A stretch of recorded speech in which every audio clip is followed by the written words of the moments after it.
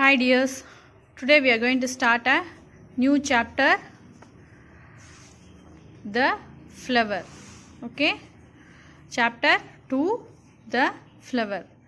So in this chapter we are going to see chapter objectives are, in this chapter you will learn about the 4 roles of a flower: pollination, fertilization, fruits, seeds, structures and types, germination.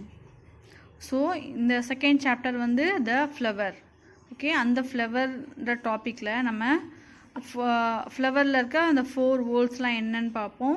பாலினேஷன்னா என்ன, fertilisation எப்படி நடக்குது ஃப்ளாஸில், fruits எப்படி வருது, அப்புறம் சீட்ஸோட ஸ்ட்ரக்சரும் அதோட டைப்ஸும் என்னென்ன, அப்புறம் ஜெர்மினேஷன்னா என்ன, அந்த ப்ராசஸ் என்ன அப்படின்னு சொல்லிட்டு தான் இந்த லெசனில் பார்ப்போம். Okay, first the flower. A flower is brightly colored and the most attractive part of the plant. It is also the reproductive organ of the plant. It helps in the formation of fruit.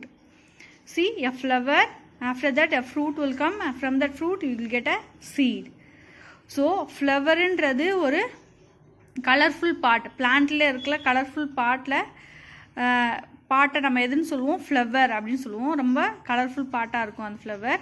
அது மட்டும் இல்லாமல் அதுதான் என்னது, reproductive ஆர்கனாக இருக்குது. Flower தான் வந்து reproductive ஆர்கனாக பிளான்ட்டில் இருக்குது. And அது மட்டும் இல்லாமல் ஒரு ஃப்ரூட் ஃபார்மாக இருக்குது. இவங்க ரொம்பவே ஹெல்ப் பண்ணுவாங்க இந்த flowers. Okay, see the structure of a flower. Take a look at different parts of a flower as shown in figure 2.1. See, here is a parts of a flower. Already I have sent one video by dissecting the flower parts. Okay, இதுக்கு முன்னாடி ஒரு video அனுப்பிச்சிருப்பேன் இல்லையா, அந்த வீடியோவில் இந்த flower எடுத்து அதில் என்னென்ன பார்ட்ஸ்லாம் இருக்குன்னு சொல்லிட்டு நான் ஒரு வீடியோ போட்டிருப்பேன். Okay, that also you have to see and see this book also. Okay, now we are going to see the parts of a flower. Okay, and this is the pedicel. அந்த காம்பு இருக்கு இல்லையா, அது pedicel. And here this part is the thalamus.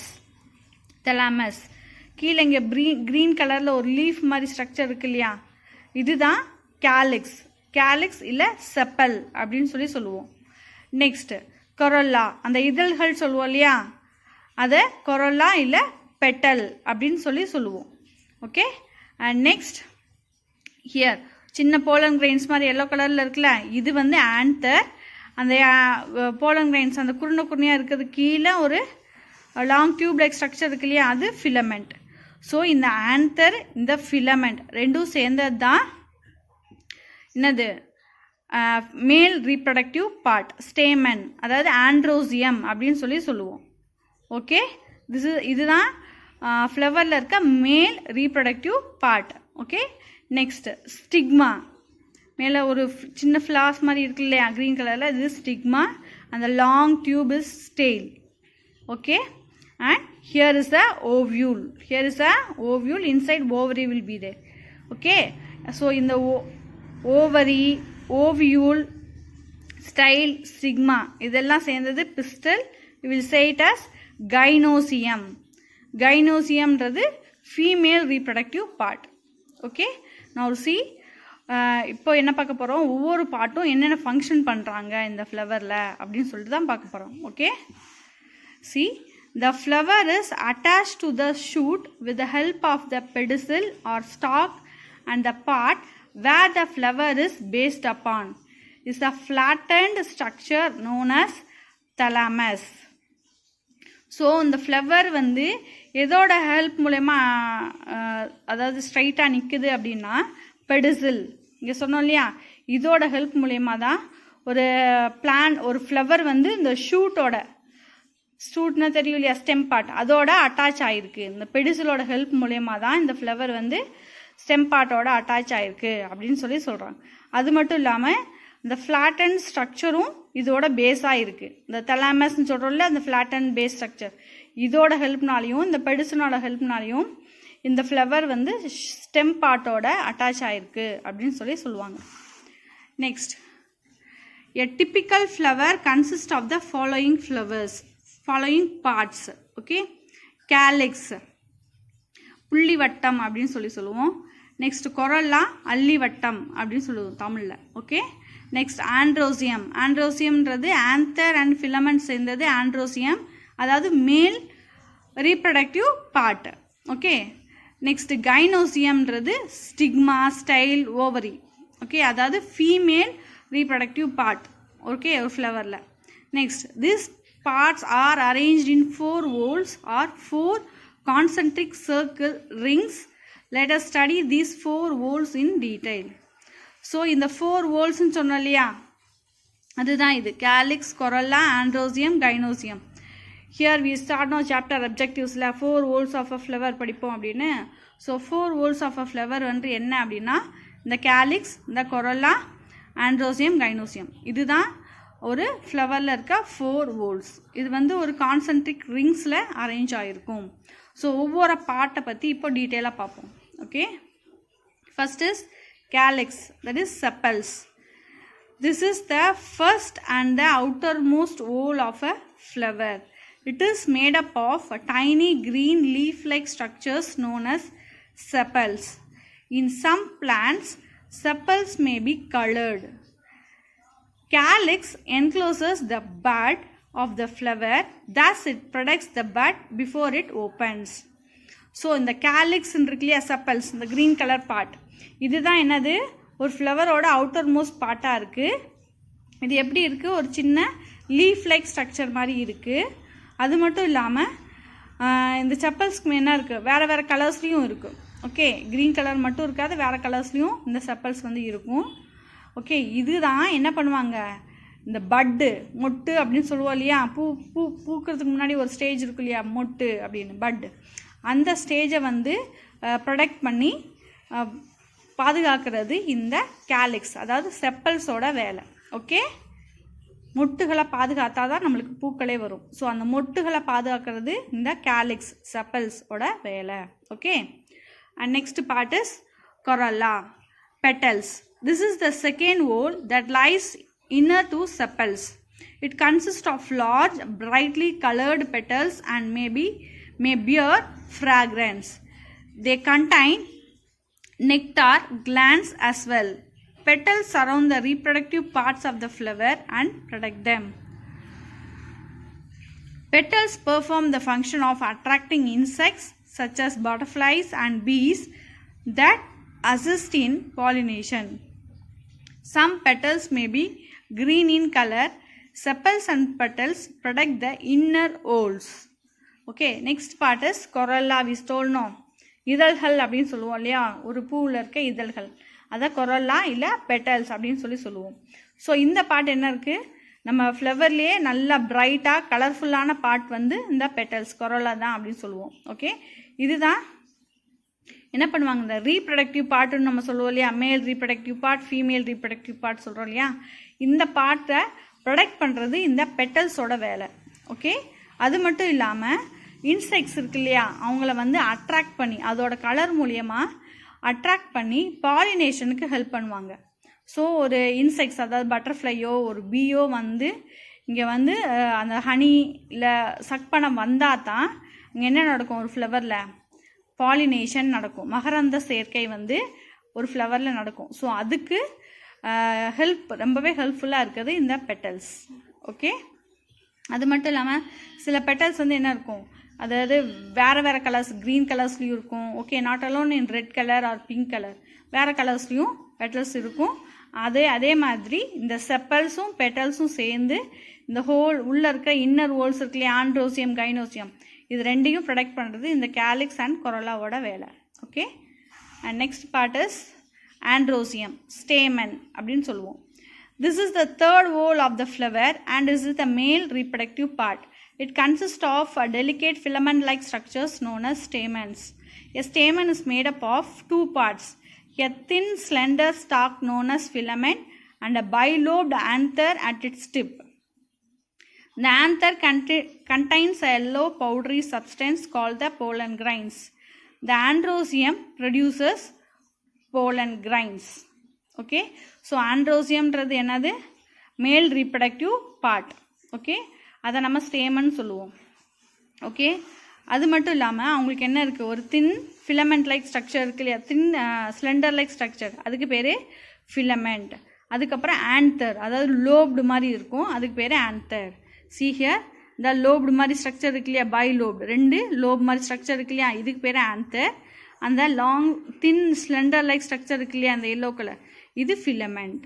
இது ரெண்டும் சேர்ந்தது தான் என்ன சொல்லுவோம் நம்ம, ஸ்டேமன். ஸ்டேமனை நம்ம என்னன்னு சொல்லுவோம், ஆண்ட்ரோசியம் அப்படின்னு சொல்லுவோம். ஓகே, இது மட்டும் இல்லாமல் இவங்க தான் மேல் ரீப்ரடக்டிவ் பார்ட் தான் என்ன பண்ணுவாங்க, போலன் கிரைன்ஸ் வந்து ப்ரொடியூஸ் பண்ணுவாங்க. ஓகே, இங்கேருந்து தான் நம்மளுக்கு போலன் கிரைன்ஸே ப்ரொடியூஸ் ஆகும் மேல் ரீப்ரடக்டிவ் பார்ட்டில். Okay, next is gynoecium, pistol அப்படின்னு சொல்லுவோம். This is the innermost wall of the flower and it's a female reproductive part. It consists of carpel or pistil. Each carpel consists of 3 parts: ovary, style and stigma. Ovary is the swollen part and is the base of a carpel. Ovary contains egg-like structures called ovules. An extension of ovary is a long, narrow tube called the style. At the tip of the style is a disc-like part known as stigma. The calyx and corolla do not directly take part in fertilization process and are hence known to be the accessory or non-essential parts of a flower. However, a flower is said to be complete only when it contains all 4 parts. Okay, next part we will say it as gynosium, that is pistil also we can say. So கைனோசியம்ன்றது என்னது, female reproductive part. அதில் என்ன இருக்கும் அப்படின்னா ovary, style, stigma இருக்கும். Okay, first ovary எப்படி பார்த்தோம்னா அதுக்குள்ளே this is a bulge part இருக்கு இல்லையா, இங்கே ஒரு பல்ஜ் பாட் இருக்கு இல்லையா, இதுக்கு பேர் ஓவரி. அதுக்குள்ளே ஒரு எக் லைக் ஸ்ட்ரக்சர் இருக்கும். Okay, that is ovule. அதை தொடர்ந்து ஒரு லாங் டியூப் மாதிரி ஸ்ட்ரக்சர் போகுது இல்லையா, இதுக்கு பேர் ஸ்டைல். அதுக்கு மேலே ஒரு பல்ஜ் போர்ஷன்ஸ் இருக்கு இல்லையா, அதுக்கு ஸ்டிக்மா, அதான் ஸ்டிக்மா. ஸோ இது இங்கே தான் நம்மளுக்கு என்ன இருக்கும், மெயினாக அந்த பாலினேஷன், ஃபர்டிலைசேஷன்றது நடக்கும். அந்த ஃபர்டிலைசேஷன் வந்து ஒரு ஓவரியிலேருந்து ஓவியூல் ஃபார்ம் ஆகி அதுலேருந்து ஒரு ஃப்ரூட், அப்படி ஃப்ரூட்லேருந்து சீட், அந்த ப்ராசஸ் வந்து இங்கே தான் நடக்கும். ஸோ நம்ம என்ன சொல்லுவோம் அப்படின்னா, இந்த கேலிக்ஸ் கொரல்லா இருக்கு இல்லையா, இது வந்து அதாவது ஒரு ஃபர்டிலைசேஷன் ப்ராசஸ்க்கு ஒரு அசசரி மாதிரி, ஓகே, ஒரு அசசரி பார்ட் மாதிரி ஹெல்ப் பண்ணுறாங்க. ஓகே, மித்தபடி ஃபர்டிலைசேஷனுக்கு எல்லாமே இங்கே ஆன்தர், ஃபிலமெண்ட் வேணும், ஸ்டைல், ஸ்டிக்மா, ஓவரி, இது எல்லாமே இருந்தால் தான் அங்கே ஃபர்டிலைசேஷன் ப்ராசஸ் வந்து நடக்கும். அது மட்டும் இல்லாமல் ஒரு கம்ப்ளீட் ஃப்ளார் அப்படின்னு சொல்லிட்டு எதை சொல்லுவோம் அப்படின்னா, எந்த ஃப்ளவரில் கேலிக்ஸ், கொரல்லா, ஆண்ட்ரோசியம், கைனோசியம் இந்த 4 ஓல்ஸ்மே இருந்துச்சுன்னா அதை நம்ம கம்ப்ளீட் ஃப்ளவர் அப்படின்னு சொல்லணும். Okay, and next types of flowers. Based on the number of whorls present, flowers are divided into 2 types: complete and incomplete flowers. So ஓல்ஸ்ன்றது படித்தோம் இல்லையா, 4 whorls: calyx, corolla, androecium, gynoecium. இந்த ஓல்ஸ் வந்து present ஆகிருக்கிறத பொறுத்து, ஒரு ஃப்ளவரில் ஓல்ஸ் வந்து ப்ரெசண்ட் ஆகிருக்கிறத பொறுத்து அது complete flower or incomplete flower அப்படின்னு சொல்லிட்டு 2 டைப்ஸாக டிவைட் பண்ணியிருக்காங்க.